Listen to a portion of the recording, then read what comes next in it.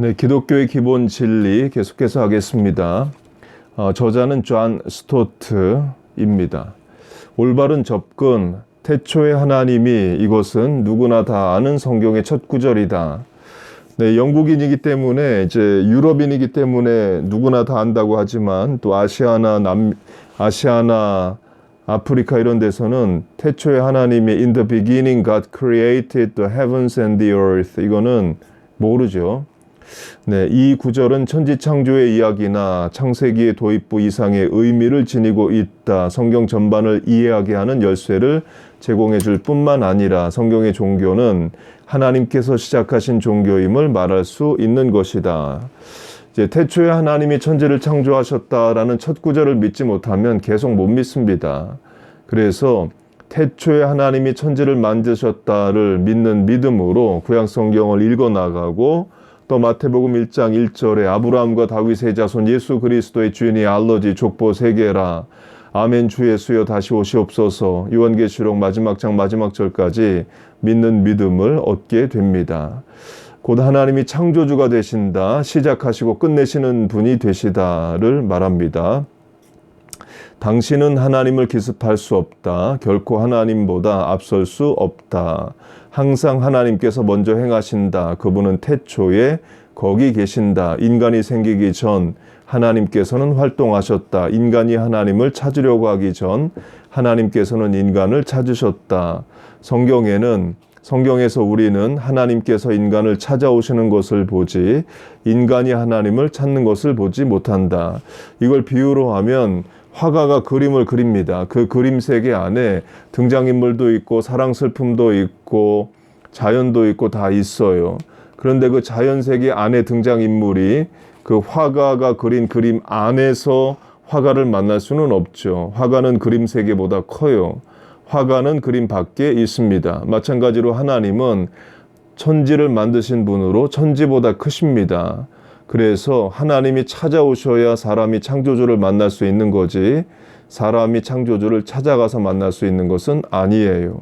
그래서 하나님이 사람을 찾아오신 대표적 사건이 예수 그리스도입니다.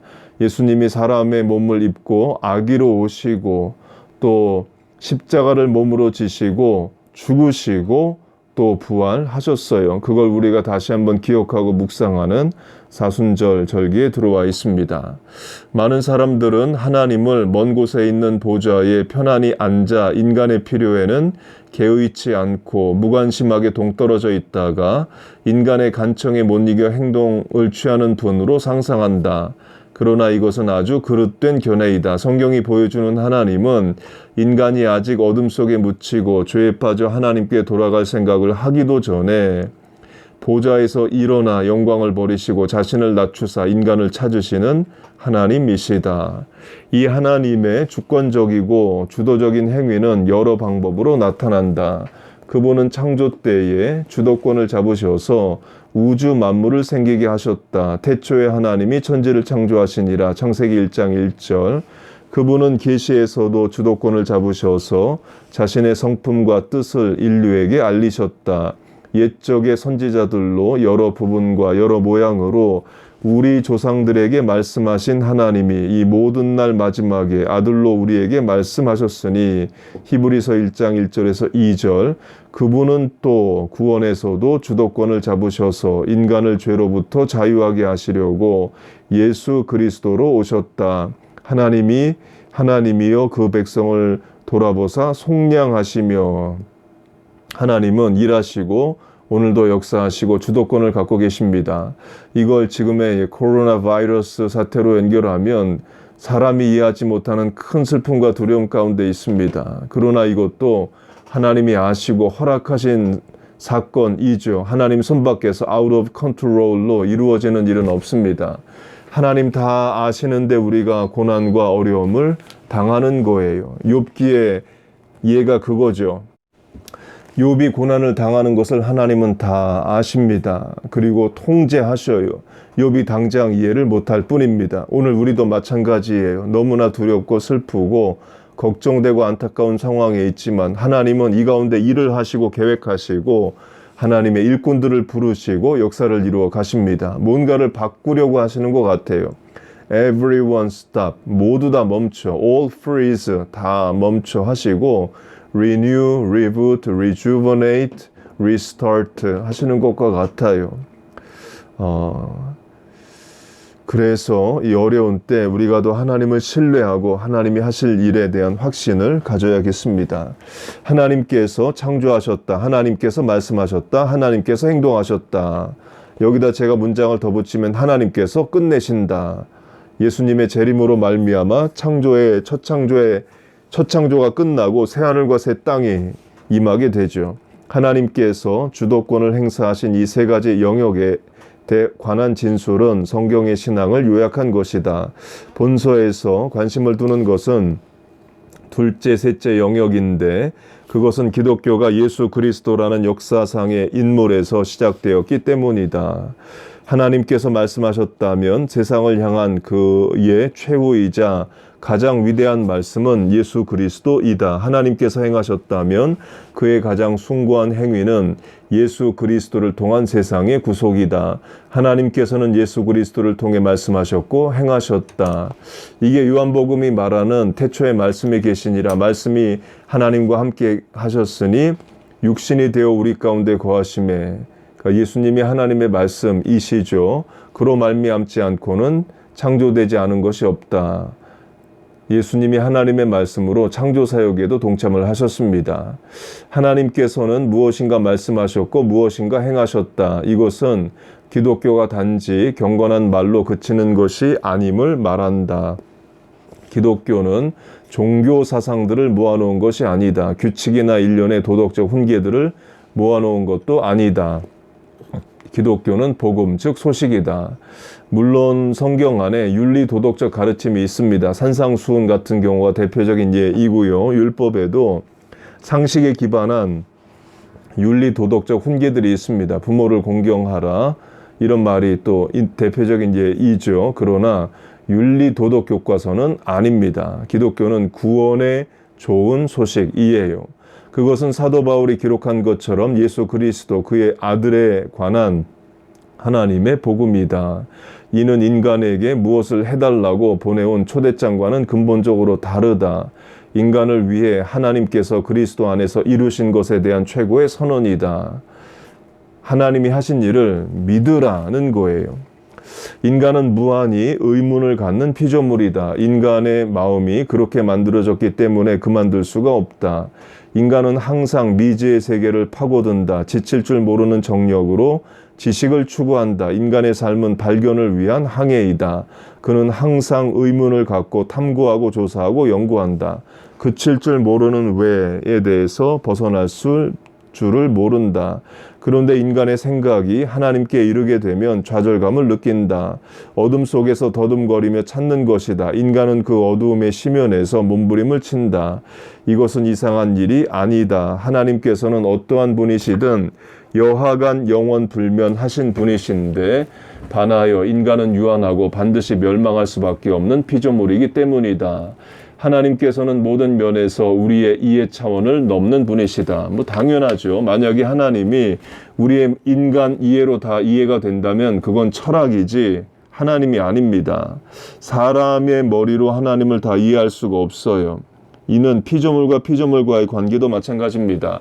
개미가 새의 시각을 가질 수가 없습니다. 개미는 2디멘션을 살고 새는 3디멘션을 살아요.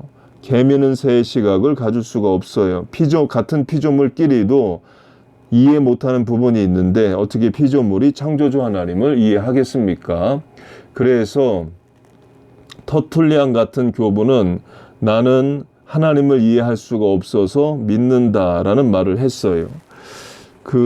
제가 뉴브룬스윅 신학교 다닐 때 뉴브룬스윅에 살았습니다. 뉴브룬스윅에는 뉴저지 주립대학인 러커스 대학이 있습니다. 거기 공개 강좌를 몇 번 갔었는데요. 한 번은 백인 남자로 하버드 대학 학사, 석사, 박사를 받고 달라이 라마에게 스님 안수를 받은 최초의 백인인 사람이 와서 강의를 했고, 또 한 번은 대만 출신의 예일대학 박사인 여자 스님이 왔습니다. 한 명은 하버드 박사, 한 명은 예일대학 박사. 그 사람들이 강의한 것 중의 내용 중 하나가 불교가 합리적이라는 거예요. 어떤 면에서 합리적인가 하면 죄인이 자기 죄값을 치른다는 겁니다. 곧 분명히 죄를 지적하고 죄에 대한 값을 치르게 해요. 축생, 환생하든지 악귀 지옥에 떨어지든지 또는 색수상인지 오업의 원을 끊고 극락에 들어가든지 분명히 죄를 지적하고 죄의 값에 대해 죄인이 자기 죄값을 치르라고 말합니다. 이게 사람들 볼 때는 굉장히 합리적이죠. 그런데 그렇게 되면 구원이란 게 있을 수가 없는 거예요. 그러나 하나님은 우리의 죄값을 우리에게 치르라 하질 않으시고 그것도 하나님의 아들이 대신 치르게 하십니다. 이해가 안 되는 일이죠. 그래서 이해로 하나님과 예수님의 하신 일을 대할 수 있는 게 아닙니다. 믿음으로 대하는 거예요. 로마서 1장은 믿음으로 믿음에 이르게 한다. 믿어야 믿어진다는 거예요. 그럼 믿으면 하나님이 하신 일이 다 이해되냐?